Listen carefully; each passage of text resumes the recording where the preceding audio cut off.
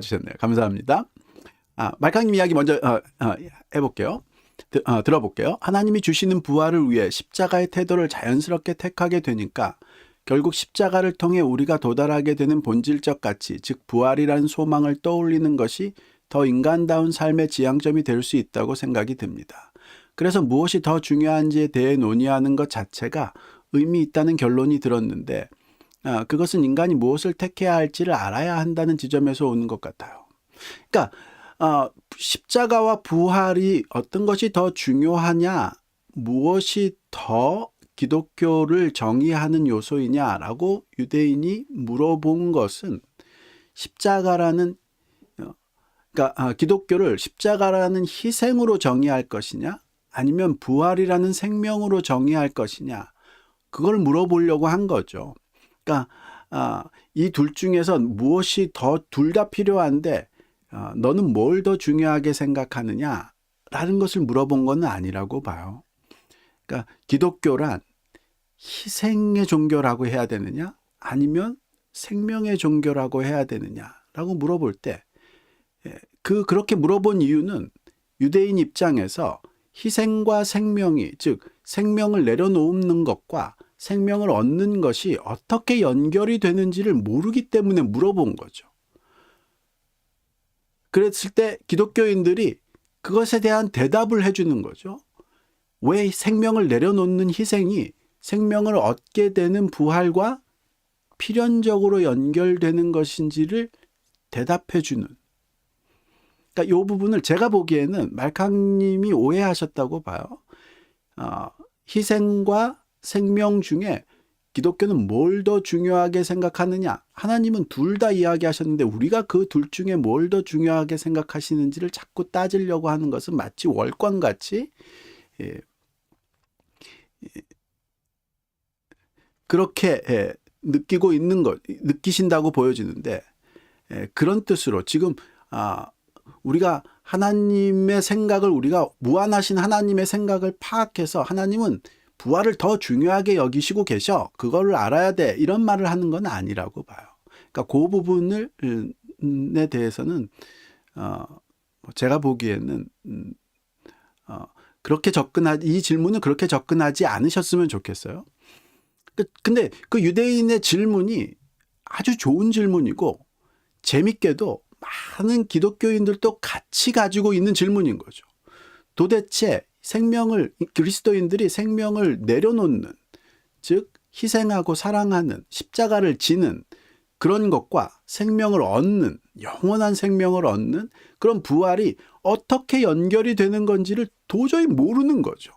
그냥 하나님이 그렇다고 하니까 우리가 지금 받아들이고 있는 수준인데 이 천재적인 기독교인들이 여럿이 모여서 각자의 관점에서 그것이 어떻게 연결되는지를 한두 마디가 아니라 조던 피터슨이라는 사람도 막 얘기를 하고 조나단 페조라는 사람도 막 얘기를 하고 또 아주 또 다른 목소리 굵은 기독교인이 또 얘기를 하고 인카네이션 즉 하나님의 성육신을 보면 그 연결성을 알 수 있습니다. 이런 말을 하고 있는 것이나 마찬가지인 거죠. 놀랍게도 기독교인들은 그 필연성을 보고 있는 거죠. 그것이 유대교와 기독교 사이의 차이점인 거고요. 다른 종교가 보지 못하는 것이 바로 그거인 거죠. 기독교가 말하고 있는 어떻게 생명을 잃는 것이 생명을 얻는 것이 되느냐. 도저히 기독교는 지금 생명을 잃자 내려놓는 것 그것이 좋다는 말이냐 아니면 하나님을 통해서 생명을 얻게 된다 이것을 이야기하고 있는 그것이 어떻게 연결되는지 모르겠다. 이 질문에 너무너무 좋은 대답을 다양한 관점에서 쏟아놓고 있다는 것이 저로서는 와 이렇게 돼버린 거죠. 제가 한국에서는 한국 기독교적인 대화 속에서는 한 번도 들어보지 못한 한국 사람들은 아예 그것을 그런 식으로 접근해 보려고 하는 생각 자체가 없죠. 그냥 하나님이 그렇게 얘기했으니까 너희들은 받아들여야 돼. 하나님은 무한하신 분이고 우리는 인간은 유한한 존재라 하나님의 생각을 우리가 다 이해할 수 없어. 그냥 받아들이면 돼 라고 이야기한 거죠. 보통 그렇게 믿는다고 봐요. 제가 보기에는 말캉님이 그런 분위기에 굉장히 깊게 젖어들어 계시고 하나님이 이 둘 중에 뭐가 좋다라고 더 중요하다라고 얘기하지 않으셨지 않느냐 이렇게 느끼신 것 같아요. 그런데 잘 보면 예수님이 한 알의 밀알이 땅에 떨어져 죽지 않으면 30배 열매를 맺지 못한다. 한 알의 밀알이 땅에 떨어져서 그냥 있으면 그게 썩고 만다 라는 말 자체가 지금 이런 부분에 대해서 이미 가장 중요한 요소로 이야기하신 부분이 있다고 봐요. 그러니까 자신이 십자가를 지고 부활하는 것이 마치 씨가 떨어져서 땅에서 다시 생겨나는 그런 요소와 같은 것이다 라는 이야기를 하시는 거죠. 그러니까 기독교가 부활과 십자가와 부활을 어떻게 연결하는지를 보여주신 그런 부분이라고 보여지고요. 그렇게 잘 설명을 하신 부분이라고 보여지고요. 그래서 바울이 부활이 없다면, 즉 씨 뿌림이 있지 씨 뿌리고 나서 다시 곡식이 그 씨가 죽는 것처럼 보이지만 다시 자라나는 그런 기적이 없다. 그런 부활이 없다라고 한다면 기독교는 정말 불쌍한 종교다라는 거가 말이 되는 거죠. 리얼리티를, 가장 근원적인 실제를 완전히 오해하고 있는 그런 종교가 되는 거죠. 그 말이 맞지 않나. 이 부분을 하나님의 마음속에 있는 것을 우리가 마치 하나님의 마음을, 그러니까 피조물인 인간이 창조주의 마음을 다 알아서 하나님이 뭘 더 중요하게 생각하고 있는 건지를 그걸 보고 있는 것처럼, 그것에 대한 질문인 것처럼 처음에 오해하셨던 것이 아닌가, 그렇게 보여지네요. 제가 보기에는요.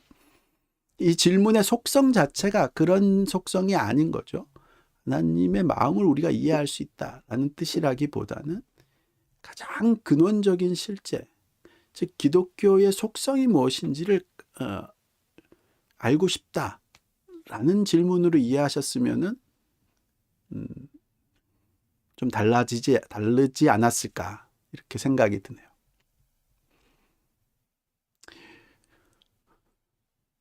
사실 기독교가 죽음의 문제를 해결한 종교가 기독교다라고 얘기하는데 그 어떻게 해결하는지 잘 모르죠. 그냥 이것도 아비추러리한, 예수를 믿으면 죽고 난 다음에 살아난다 이렇게 생각하는,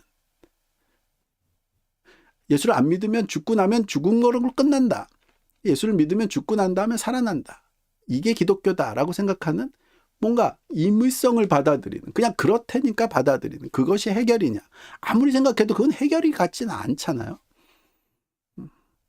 사실 기독교가 죽음의 문제를 해결했다라는 말의 의미가 이 근원적인 실제를 보는 관점을 열어주었다. 그러니까 죽음이라는 것이 사실은 생명의 길이구나, 생명의 관문이구나라는 것을 보여주는, 그것을 설명해주는, 그게 바로 십자가와 부활이고 기독교의 핵심 메시지다, 이렇게 이야기해 볼 수 있겠죠. 그걸 끝까지 못 받아들이는 것이 가장 근원적인 죄인 거고, 그것을 용기를 내서 받아들일 수 있는 것, 그 실제를 받아들이는 것이 믿음의 핵심이다, 이렇게 말씀드릴 수도 있을 거고요.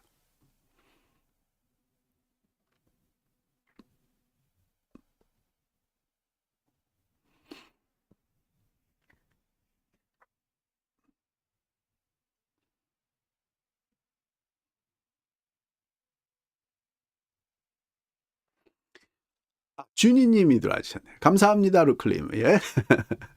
저도 들으면서 정리가 되네요. 십자가에 부활이 있다는 것, 희생 안에 생명이 있다는 것, 예수 그리스도 안에 하나님의 사랑이 있다는 것. 그쵸? 성경 구절 쭉 듣다 보니 여러 말씀 구절이 연결이 됩니다. 그렇죠? 말하자면 기독교가 부활을 믿는 이유를 이런 근본적인 실제의 본질을 파악해내서 믿는 것과, 그게 믿는 거라고 봐요. 그게 실제가 이런 모습이구나라는 것이 확 통찰이 되고 났더니 부활이 믿어지는 것, 그게 진짜 믿음인 거지. 부활이라는 것을 역사적인 자료들을 봤더니 부활이라 안 믿어볼 수가 없다. 역사의 자료에 증명이 된다. 이렇게 하면은 바로 여러 사람들이 와서 이 역사 자료 여기서는 아무 얘기 안 하는데 여기서는 다르게 얘기하는데 뭐 이렇게 더 많은 역사 자료들을 가져다가 덤핑을 해서 부활이라는 것이 기독교가 부활을 역사적 사실로 믿는 것은 어리석은 것이다. 막 이렇게 이야기를 하게 되죠. 그런 논쟁으로는 사실은 기독교가 부활을 믿는 이유를 제대로 설명하기는 굉장히 어려워진다고 봐요. 그런 것이 이제 말하자면 이제 일종의 실증주의인 거죠.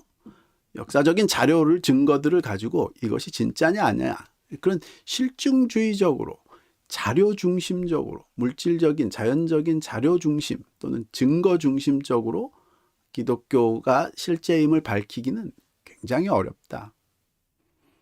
뭐 밝혀지는 부분들도 있겠죠. 그렇지만 가장 핵심적인 요소에서는 내가 보는 실제의 본질이 무엇이냐 그 관점이 열리는 것밖에 없는 거죠.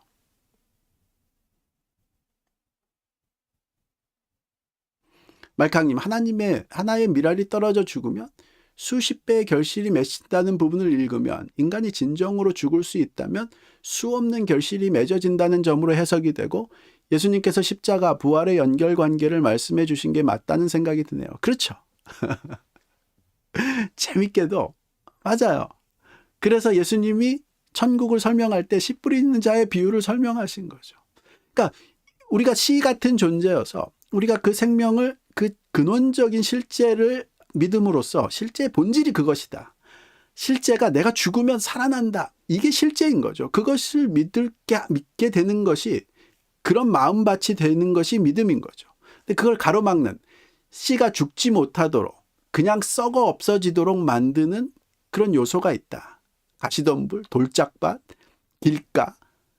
그 씨가 진짜로 죽음으로써 다시 살아나는 십자가와 부활을 믿지 못하게 만드는 요소들이 있는데 그런 요소들이 바로 돌짝밭과 같은 가시덤불과 같은 그 가시덤불의 의미, 돌짝밭의 의미, 또 길가의 의미 뭐 이런 것들도 막 예수님이 다 친절하게 다 설명을 하시죠. 맞아요. 그래서 다른 신화들 속에서도 죽고 살아나는 신화들, 인간이 이 요소를 실제의 근원은 죽음을 통해서 다시 살아나는 것이다 라는 것을 어느 정도는 본다고 봐요. 인간에게는 그런 요소가 있는 거죠. 그래서 많은 신화들 속에 죽었다 다시 살아나는 신화, 신들의 이야기, 곡물신들 대표적인 거죠. 농경신을 그렇게 믿을 수밖에 없는 이유가 그건 거죠.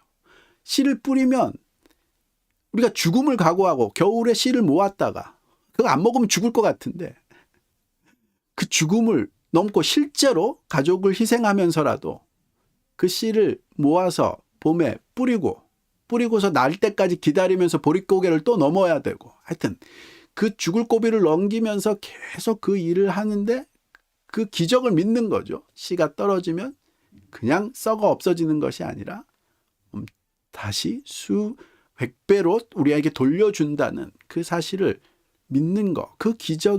그런 기적을 뒤에는 어떤 신적인 요소가 있다라고 대부분의 인간들은 그것을 직관하게 되죠. 그래서 농경신을 믿는 거죠. 그리고 부활의 신을 믿는 거고요. 그래서 사람들이 기독교도 그런 거의 아류 중에 하나다라고 이야기하는 건데 어리석은 판단인 거죠. 그런 어렴풋한 그림자적인 이해를 명확하게 드러내주는 것, 그것이 바로 기독교인 거죠.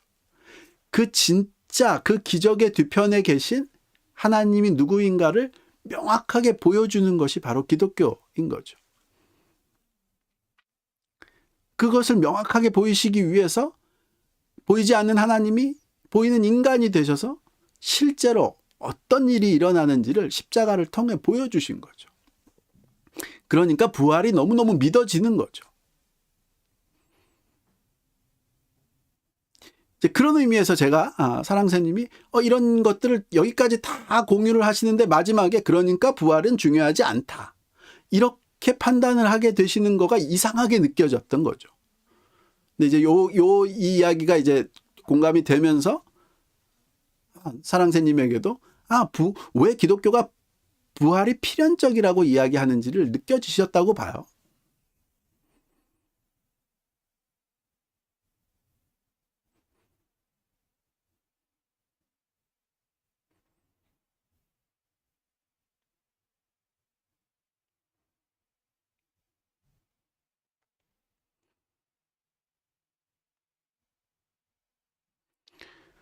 주디님, 그러네요, 정말. 예수님께서 말씀하신 온갖 천국 비유들이 사실 십자가와 부활의 연합이네요. 그렇죠. 그리고 그 온갖 비유들을 실제로 몸소 보여주신 게 그렇게 그러실 수가 있죠? 어떻게 그러실 수가 있죠? 정말 우리 하나님 대단하십니다. 예?